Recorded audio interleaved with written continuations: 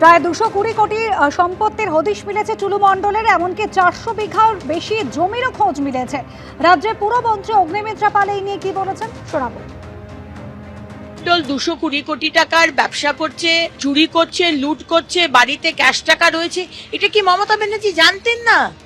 এটা কি অভিষেক ব্যানার্জি, অনুব্রত বাবু, আমাদের কাজল শেখ, এই বড় বড় নেতাগুলো রয়েছে তারা জানতেন না? সব জানতেন, কিন্তু টাকাটা ট্যাক্সে সরকারের খাতে না জমা পড়ে তুমি আমাদেরকে দাও, টিএমসির পার্টিতে দাও, তুমি নেতা মন্ত্রীদের দাও, সেটাই হয়ে এসছে।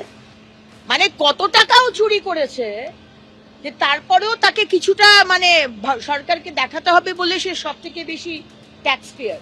তার বলে কিনা উজবেকিস্তানে ফ্ল্যাট আছে, তার বলে কিনা সুইজারল্যান্ডে আছে, তার বলে কিনা মানে সাংঘাতিক ব্যাপার।